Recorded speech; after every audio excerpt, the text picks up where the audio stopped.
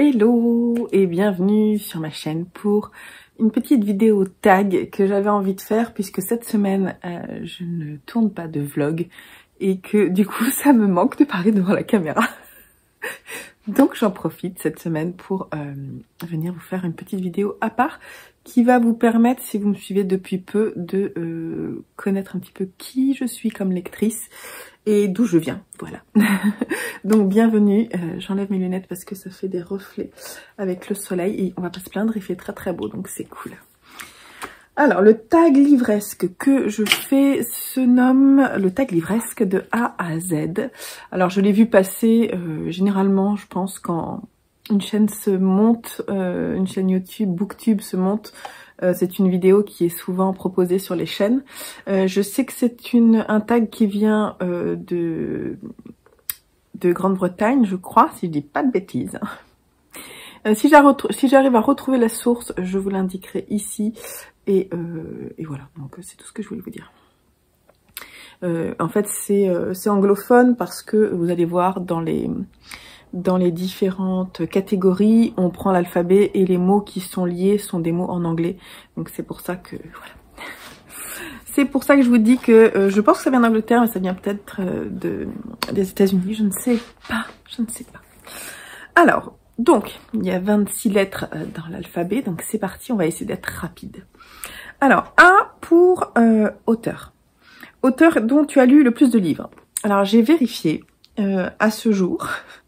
L'auteur que j'ai le plus lu est Stephen King, puisque j'ai lu 9 livres de lui. Et mais on va dire que ça représente pas vraiment la lectrice que je suis aujourd'hui, ça représente vraiment la lectrice que j'étais plus jeune quand j'avais 20 ans, on va dire 20-25 ans, parce que je lisais pas mal de Stephen King, j'ai eu ma période, on va dire. Et dernièrement, j'ai essayé de lire La Ligne verte, mais ça m'est tombé des mains. Et je suis pas sûre qu'aujourd'hui je sois encore une grande fan de Stephen King. J'avoue qu'en fait, quand il est passé un petit peu du côté fantastique, j'ai décroché en fait après. Moi j'aimais beaucoup la partie horreur, vraiment pure, et la partie fantastique me plaît moins. Sinon, en dessous, on a Yukio Mishima, dont j'ai lu 5 livres, et là c'est pareil, je dirais que ça représente pas forcément qui je suis aujourd'hui, mais bien la lectrice que j'étais avant. Donc aujourd'hui je lis moins, je suis moins catégorique, mais de toute façon ça évoluera certainement parce que il y a des auteurs que j'ai découverts il y a peu et dont j'ai envie de lire quasiment toute la bibliographie, donc c'est simple. B pour Best, la meilleure suite de série. Pas facile, parce que finalement j'ai commencé à lire des grosses sagas à partir de l'année dernière. J'ai mis quand même L'Assassin Royal de Robin Hobb, parce que c'est un peu celle que je déglingue. Là c'est la deuxième pavasse de la première époque. Donc c'est la dernière en fait, la dernière pavasse de la première époque, et j'en suis au tome 4, il me manque 2 tomes. Et je dis que c'est la meilleure parce que je trouve que la qualité ne baisse pas, que l'intrigue est toujours passionnante, et ouais, je trouve qu'il n'y a pas de baisse de qualité dans la narration, alors que voilà, dans certaines trilogies, on peut sentir que parfois il y a une baisse, notamment par exemple Grisha, dont j'avais lu le premier tome, j'avais beaucoup aimé le premier tome, le second tome, vraiment j'avais failli ne pas terminer tellement ça m'avait embêté. Et je vais la terminer bientôt pour pouvoir passer ensuite à Six of Crows. C'est pour Current, ma lecture en cours. Ma lecture en cours, j'en ai 2. J'ai Le cœur des femmes de Martin Winkler, je ne sais pas comment ça se prononce, mais ça se prononce à la française apparemment. Martin Winkler, que je lis en lecture commune, et en fait on le lit sur tout le mois, donc on en est presque à la moitié. J'aime énormément, voir coup de cœur, certainement. J'attends de voir la suite, mais c'est un régal. Et alors la lecture en lecture commune est vraiment top pour ce livre, je trouve, parce que on peut vraiment le lire. Les chapitres sont très courts, et voilà. Et je lis aussi Le temps de l'innocence d'Edith Wharton dans cette très belle collection Cranford, et j'adore aussi beaucoup. Donc là, je lis 2 livres qui me plaisent énormément. D pour drink, la boisson qui accompagne tes lectures. Alors, quand je lis, voilà. Si je me fais une boisson, c'est rare que je me fasse un thé pour lire, vous voyez. Quand je lis, tout simplement. Ça peut être une tisane parce que je lis souvent le soir et j'aime bien être dans mon lit et avoir une petite tisane pour lire. Mais je dirais que ça peut être aussi un jus de tomate. Quand je lis à 19h, ça dépend en fait. Et le café le matin. Ouais. Donc je suis moins thé en fait finalement, mais plutôt café et tisane. E pour e-book ou roman papier. Alors, je lis les deux. C'est pas du tout la même expérience de lecture, mais les deux me plaisent. Je dirais que je préfère quand même les livres. Ouais, je préfère quand même toucher mon livre, le feuilleter, le toucher vraiment, quoi. Faire glisser les pages avec mes doigts, j'aime beaucoup. F pour fictif. Un personnage fictif avec lequel tu serais sorti au lycée. C'est bizarre comme question, enfin je pense que c'est pas fait pour ma génération. Je pense que c'est fait pour les jeunes lectrices, hein, ou lecteurs. Je sais pas, j'ai jamais trop fantasmé sur les personnes sur lesquelles je lisais des histoires. Mais en cherchant, parce que j'ai préparé quand même mes réponses, juste pour vous faire sourire, je pense. J'aime beaucoup, en fait, je pense que c'est un peu genre le personnage quand on lit son livre et qu'on se dit oh, ça va parler de lui. Et là, tu te dis ouais, là, je sens que je l'aime bien ce personnage-là. Alors concrètement, ça va être pour moi, j'ai mis Thorne dans La Place Miroir. J'aime beaucoup le personnage de Thorne, je le trouve assez insupportable. J'aime bien les personnes insupportables. Oui, je l'aime bien. Et sinon, j'aime beaucoup aussi Rogue dans Harry Potter. Pour moi, c'est celui qui sauve l'histoire. J'aime beaucoup son personnage qui est très ambivalent. Et en fait, c'est pareil. Thorne aussi, j'aime beaucoup son ambivalence. J'aime bien les personnages masculins. On sent qu'ils sont pas sympas, mais finalement, ils sont hyper importants. Et c'est ça que j'aime bien chez les hommes en général. J'aime bien les gars pas sympas. C'est pas sympa pour mon homme. C'est vrai que quelque part, il y a ce côté-là, genre un peu mystérieux, vous voyez, pas sympathique, mais en fait, quand on creuse un peu, ils ont un grand cœur, vous voyez. Voilà. G pour Glad. Un roman auquel tu es contente d'avoir donné une chance. Alors, j'ai noté Agatha Raisin, La quiche fatale. Parce que je partais, si vous avez suivi ma chaîne, je me disais le Cozy Mystery c'est pas du tout pour moi, je me voyais très très mal lire ça parce que j'aime pas trop les enquêtes et finalement j'ai bien aimé. Donc bon, après je suis pas non plus une grande fan. Je pense que c'est pas quelque chose que je vais dévorer, je vais pas tous les dévorer les uns après les autres, mais finalement je pense qu'il faut parfois se donner un coup de pied aux fesses pour sortir de ses habitudes livresques. Et je trouve que se donner un coup de pièce avec un coup de pied aux fesses, ça peut être bien quand on est lecteur. D'ailleurs, dans tous les cas de la vie, je pense que ça peut être bien de sortir de ses idées préconçues pour aller vers quelque chose qu'on ne connaît pas et qu'on jugerait au départ comme quelque chose qui nous plaît pas. Je pense qu'il faut faire sa propre expérience. C'est comme par exemple les critiques de cinéma. Certes, on peut les écouter, mais si le film nous donne envie pour on ne sait quelle raison, allez voir le film et faites-vous votre propre opinion. Les idées préconçues, j'ai beaucoup de mal, donc finalement, je suis souvent en train de me remettre en question. On en était où? J'ai H. H pour Eden. Un roman que tu considères comme un joyau caché. J'en ai mis deux, j'ai mis un graphique et un roman. J'ai pas les livres avec moi, pardon pour la lumière. Donc je vous mettrai ici les couvertures. J'ai mis My Broken Mariko de Waka Hirako, dont je vous ai parlé l'année dernière, qui est un manga one-shot sur une histoire d'amitié, sur une histoire, ouais, d'amitié, une histoire de vie qui est brisée d'une jeune femme qui meurt, on ne sait pas trop comment, mais on sent qu'il y a de la violence. J'ai trouvé que l'histoire m'a complètement bouleversée, m'a tourneboulé. Donc j'ai trouvé que c'était extrêmement fort d'un point de vue sentimental. Enfin vraiment ça m'a vraiment bouleversée. Donc j'ai aimé beaucoup les dessins, j'ai aimé l'histoire, et j'y repense encore aujourd'hui et c'est quelque chose que je relirai. Donc et je pense pas que ce soit énormément connu, j'en entends pas tant parler, donc c'est pour ça que je l'ai mis là, parce que j'ai vraiment mis des livres pour moi. Enfin, j'ai mis dans cette catégorie-là des choses qui sont pas forcément énormément lues et qui m'ont beaucoup plu, parce que sinon c'est facile. J'ai pas pris des livres très connus ou qui ont fait le buzz. Donc j'ai mis aussi Sauvage de Ray Bradbury, qui est un premier roman. J'ai beaucoup aimé l'écriture avec son mélange de fantastique, son mélange de nature writing, son mélange d'histoire familiale dans un climat extrêmement froid. Je vous conseille, si vous voulez le lire, de le lire en hiver. J'ai beaucoup aimé la façon dont c'était écrit et je trouvais que c'était d'ailleurs très brut.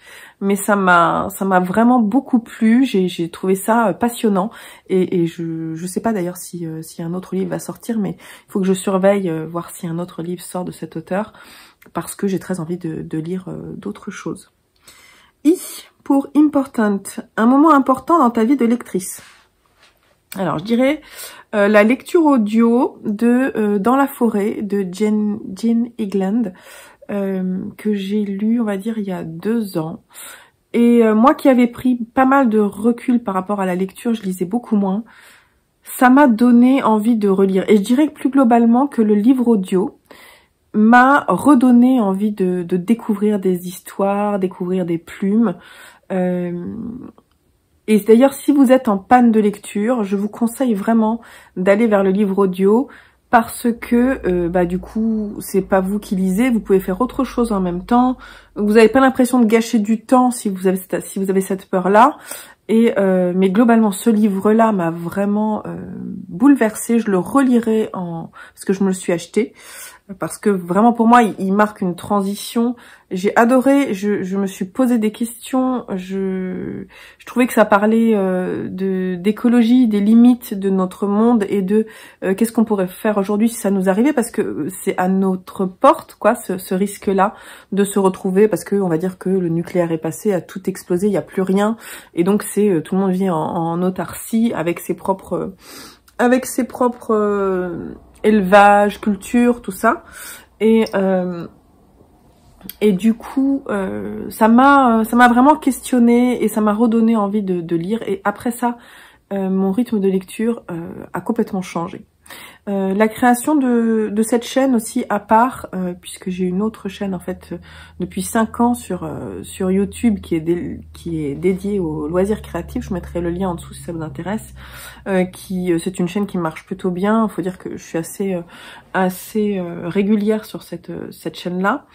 Ça m'a donné en fait l'impulsion pour créer une chaîne, des contenus déjà lecture, et puis moi qui avais peur de parler livre et de mal en parler, ça m'a donné cette expérience vidéo, en fait, m'a donné le courage d'y aller, parce que je trouve que c'est pas forcément évident de se dire qu'on va parler de livres, de faire passer quelque chose aux autres, je trouve que c'est pas évident.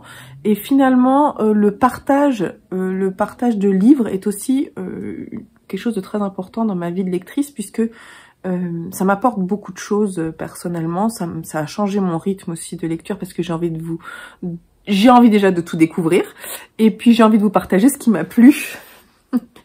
Et donc du coup c'est vrai que comme on est producteur de contenu, forcément je sais pas, il y a une stimulation, donc je lis plus. Alors je lis plus, mais j'essaie quand même de garder ma liberté de lecture, vous voyez. J'ai pas, là, au jour d'aujourd'hui, avec ma nouvelle chaîne Booktube, j'ai pas de service presse, j'en demande pas pour le moment, j'attends d'avoir un peu plus de background, on va dire, sur la chaîne. Mais j'aime bien ma liberté ma liberté de lectrice, et de pouvoir choisir. J'aime pas forcément lire que des nouveautés, j'aime aussi aller vers d'autres choses. Vous voyez ce que je lis, Le Temps de l'innocence, c'est un classique, et puis du contemporain. Je lis vraiment de tout, j'ai pas vraiment d'étiquette, et je sais pas trop du coup, si je sais pas, je prendrais peut-être certains services presse, parce qu'il y a quand même des maisons d'édition qui me plaisent beaucoup, mais plus tard, on verra, j'attends un peu. Je sais pas pourquoi, c'était pas ça la question. Mais bon, J pour juste le roman que tu viens juste de terminer. Alors, en audio, je viens de terminer tout juste le 4e tome de l'Assassin Royal. J'ai adoré. Vraiment, c'est un de mes tomes préférés. Et sinon, ce week-end, j'ai eu un abandon là en début de semaine, donc je peux pas vous en parler. Mais ce week-end, j'ai lu le 1er tome de Blackwater de Michael McDowell. Mais je vous en reparle un peu plus tard. En K pour Kind, le style littéraire que tu ne liras jamais. Alors j'ai vraiment une grande palette. J'aime bien lire de tout. On va dire qu'il y a un sujet qui me met mal à l'aise et vraiment j'ai du mal à lire les livres sur le sujet. C'est la maladie. J'ai du mal à lire des livres qui traitent de la maladie. Je pense que je suis trop sensible et que ça me gêne, ça me pose problème de lire des choses. Ça peut vraiment me casser ma lecture. Je sais pas, mais sinon j'ai pas de genre. J'ai plutôt un sujet qui peut, en fait, mais je serais capable d'aller au-delà de ma peur. Si on me dit que vraiment le livre est top, j'y vais. Mais sinon, je suis plutôt réticente à lire des livres sur le sujet. D'ailleurs, si vous avez des livres super chouettes sur certaines maladies, n'hésitez pas. Mais bon, voilà. En L pour longue, le plus long que tu as lu. Alors, je dirais que j'hésite parce que bon, après je l'ai pas mis, mais il y a le Prieuré de l'Oranger, il est long, mais c'est 2 tomes. Donc pour moi, c'est 2 livres. Parce qu'il y a eu un découpage comme ça. Mais en un seul one-shot, en lecture en une seule fois, je dirais que c'est dernièrement, là, en mars, on a lu Brothers de Ua, qui est un auteur chinois, et il fait 1017 pages. Et je dirais que c'est peut-être celui-ci qui était le plus long. Ouais, c'était long. Mais c'était bien. C'était pas un coup de cœur, mais c'était vraiment une bonne lecture. M pour Major. Major. Le roman qui t'a causé une panne de lecture. Alors, c'est pas des romans que j'ai pas aimés qui m'ont causé des pannes de lecture. Parfois, quand je lis vraiment un roman qui me chamboule ou qui m'a vraiment donné une claque, j'ai du mal à passer à autre chose. Et ça a été le cas l'été dernier avec Nos enfants après eux de Nicolas Mathieu. Parce que ce bouquin, je l'ai dévoré, c'était vraiment une telle découverte de plumes qui m'a plu, qui m'a emporté, en même temps, qui m'a déstabilisé, qui m'a fait passer par plein d'émotions, qu'après, tout ce que j'ai lu après a été compliqué. J'ai refermé 2 livres après, en fait, qui étaient beaucoup plus légers. Et j'ai eu beaucoup de mal à passer à autre chose et j'ai enchaîné avec un autre livre pas très marrant mais qui était très bien, Le tombeau des lucioles. Mais vraiment le tombeau des lucioles, la tombe des lucioles. Je sais plus l'auteur, mince, c'est pas grave. Et mais entre temps j'ai fermé 2 livres, mais ça veut pas dire que je les reprendrai pas. D'ailleurs il y avait un service presse dedans que j'ai laissé chez mes parents et il faudrait que je le lise. Vous voyez, mais je suis pas cette obligation justement par rapport au service presse de lire le livre jusqu'au bout, ça me pose problème. J'aime bien ma liberté en fait, et c'est vrai que c'est difficile. Mais bon, en même temps, après, on peut très bien, je pense, lire la moitié du livre et dire pourquoi est-ce qu'on a arrêté. Donc, à voir. N pour nombre, le nombre de bibliothèques que tu possèdes. Alors, j'en ai 5 adultes, parce que j'en ai 2 là, j'en ai une grande en bas et une petite en bas, une vraie bibliothèque. Et j'ai mon étagère, enfin mes plusieurs étagères à manga et à science-fiction, fantasy. Et après, j'en ai 4 dans la chambre de mes enfants. 9 bibliothèques dans la maison. Ça vous dit un petit peu le nombre de livres. O pour One, un roman que tu as lu plusieurs fois. Alors en fait, comme je suis une maman de 3 enfants, je fais beaucoup de lectures à mes enfants et souvent je lis des livres que j'ai aimés. Donc je dirais celui que j'ai lu à chaque fois à chacun de mes enfants quand il est né, c'est Le Petit Prince. Donc c'est celui-là qui est vraiment le livre que j'ai lu le plus. Et puis en plus il a été assez court, donc vraiment c'est le livre que j'ai le plus lu. Mais j'ai aussi lu Histoire sans fin, que j'ai aussi, je dirais, lu 2 ou 3 fois. Parce que moi je l'ai lu et je l'ai relu Et je l'ai à nouveau relu aux enfants. Ouais, donc j'ai lu 3 fois. Après, il y en a plusieurs, hein, parce que souvent, je lis, vous voyez, Le Dernier Elfe de Silvana De Mari, qui est un livre que j'avais lu dans le cadre du mois de la fantaisie l'année dernière. Une très belle découverte de plumes aussi, fantastique. Je l'ai lu pour moi, je l'ai relu à mes enfants. Harry Potter aussi, le premier tome, je l'ai lu vraiment plusieurs fois. Je l'ai lu 2 fois, je pense. Enfin, il y en a plusieurs. Et je relis des livres aussi que j'ai lus quand j'étais plus jeune, quand ils m'avaient vraiment plu, et quand j'ai oublié l'histoire, je les relis. P pour préféré, ton endroit préféré pour lire. Alors, je dirais que concrètement, c'est quand même mon lit. Mais j'aime bien lire aussi au petit déjeuner le week-end ou le mercredi quand je commence doucement ma journée. Puis j'ai depuis 6 mois, j'ai mon fauteuil de lecture là, et c'est vrai que je l'aime bien aussi, ce petit coin que j'ai ici. Je l'aime bien pour lire, donc j'en ai plusieurs endroits. Q pour quote, une citation. Alors, je suis pas quelqu'un qui note énormément de citations. Je mets des marque-pages dans mes livres, mais après je me souviens plus, je les note pas. J'en ai noté une dans ce carnet, donc je vais vous la lire. Ouais, voilà. Je suis pas, enfin il y en a plusieurs. Enfin je veux dire, quand un livre nous plaît, on note souvent 2-3 choses. Là j'ai pas pris le temps, mais il y en a une qui m'a plu dans un des livres que j'ai adoré dernièrement, qui s'appelle La vraie vie d'Adeline Dieudonné. C'est quelque chose que la petite fille qui a, on va dire, 8-9 ans, non peut-être un peu plus, 10 ans au départ de l'histoire, elle dit à son frère le soir pour ne pas lui faire peur, le rassurer. Elle lui dit, les histoires, elles servent à mettre dedans tout ce qui nous fait peur. Comme ça, on est sûr que ça n'arrive pas dans la vraie vie. D'où le titre, certainement, du livre. Et je trouve que c'est un petit peu vrai. On lit plein d'histoires comme ça, de choses qu'on ne connaîtra pas dans notre vie. Mais bon, en même temps, parfois, si.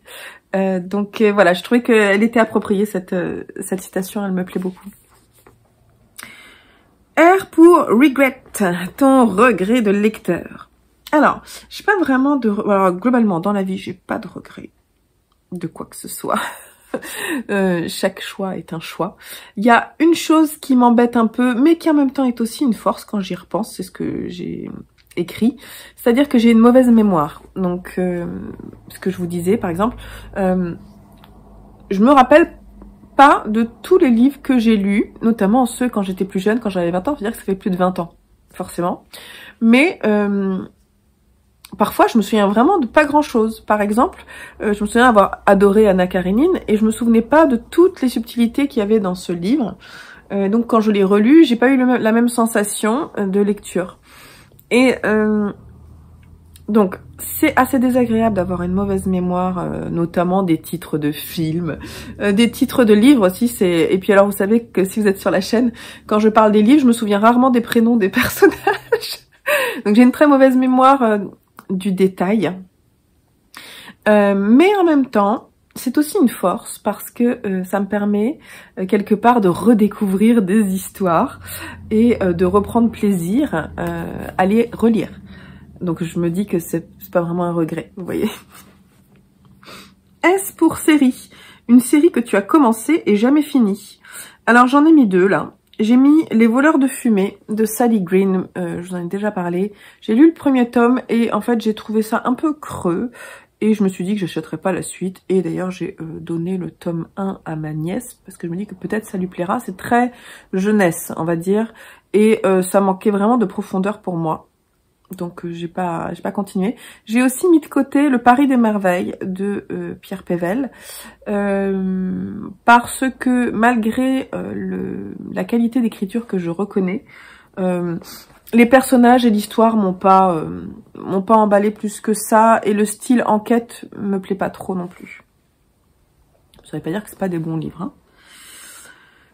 Hein. Ensuite en T pour 3 de tes livres préférés. Alors je vais pas aller dans les détails, hein, mais je vais noter Le Prieuré de l'Oranger de Samantha Shannon. Je regarde parce qu'il est là-bas et que d'ailleurs, je vais bientôt pouvoir l'offrir à l'un d'entre vous. Puisque dans mon dernier book haul, je vous mets le petit i, je vous fais un concours pour pouvoir gagner ce duo. Donc si ça vous intéresse, n'hésitez pas à aller voir la vidéo. J'ai aussi mis Leurs enfants après eux de Nicolas Mathieu parce que ça m'a énormément plu. J'aurais pu mettre Dans la forêt de Ginny Glinde. Je l'ai pas mis, mais bon. Et j'ai mis La vraie vie d'Adeline Dieudonné qui est mon dernier coup de cœur. J'ai facilement des coups de cœur, donc c'est pas facile de choisir 3. Mais je vous en ai déjà parlé de Dans la forêt, donc je me dis que c'est pas mal de mettre autre chose. U pour Unapologetic. Aucun remords d'être fan. Alors, je n'ai aucun remords d'être fan de pas mal de choses. Je sais pas pourquoi on aurait des remords à être fan. Oui, parce que ce serait par exemple l'écriture à l'eau de rose ou des trucs comme ça, un peu qu'on jugerait mauvaise écriture ou de la littérature peut-être trop que certains mettraient comme de la littérature facile. Ça m'énerve tout ça, donc je n'ai pas de remords. Pas facile. Je dirais peut-être le fait d'être fan de Nicolas Mathieu. Je pense que certains trouvent peut-être son écriture un peu trop, justement,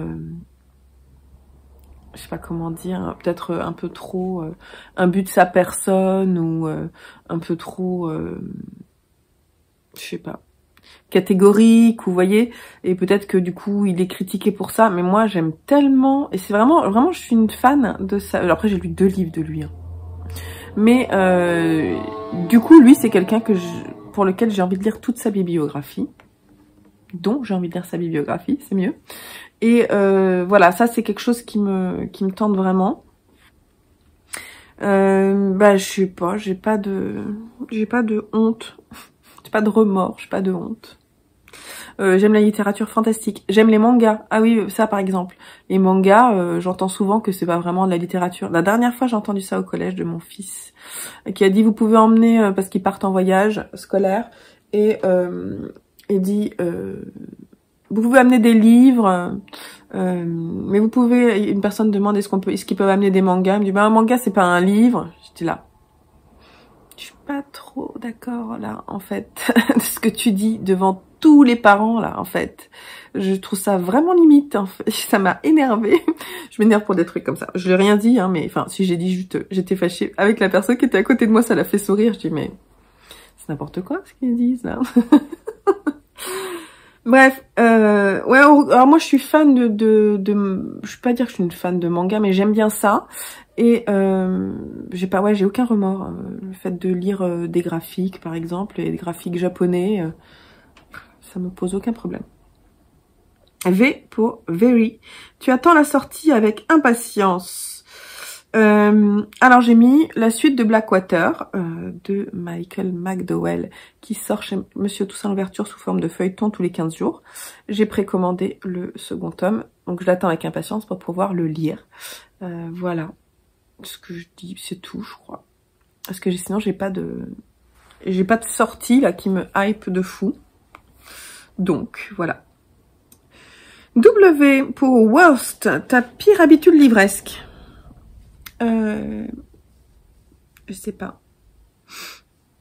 J'ai pas... Oui, il y a des... Alors, on va dire que quand je fais prendre des risques à mes livres.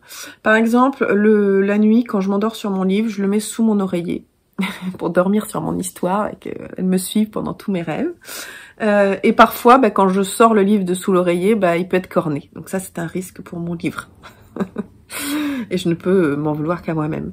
Aussi, comme je suis une lectrice du week-end matin, et que souvent je lis, je peux lire 1 heure à table en fait au petit-déj, me faire café sur café. Du coup, c'est un peu risqué pour mes livres d'être juste à côté du café ou de la confiture. Ça peut arriver qu'il y ait des projections venant de ma part ou d'une autre personne de ma famille. X pour X. Alors, il faut prendre sa bibliothèque la plus proche de nous. Et en haut à gauche, piocher le 27e livre. J'y vais. Alors, la bibliothèque qui est près de moi, c'est ma bibliothèque de pile à lire. Donc, C'est celui-ci que j'ai sorti, qui m'a été offert par Anne-Marie, si je dis pas de bêtises. Oui, Anne-Marie. Et merci d'ailleurs. Et donc c'est un livre que je vais lire prochainement, c'est marrant, puisque il va faire partie de ma pile à lire pour le challenge 7 jours 7 livres que je vais organiser sur mon groupe Facebook et sur mon Discord. Donc, je vous mets les liens en dessous si vous voulez nous rejoindre pour ce challenge. Et donc ça sera parfait en plus dans le cadre de mon année asiatique, parce que bon là on part en Iran, donc on va dire que c'est sur le continent asiatique. Et voilà, c'est tout. Donc c'est l'amour fusionnel d'une adolescente pour sa tante muette. L'amour passionné de celle-ci pour un homme tourne au carnage dans l'Iran des mollahs. Shadort Javan, qui est donc l'autrice, et fait un récit incisif et dénué de tout artifice, une histoire qu'on n'oublie pas. Donc voilà, j'ai très hâte de le découvrir. Il y a beaucoup de lumière, ça me gêne.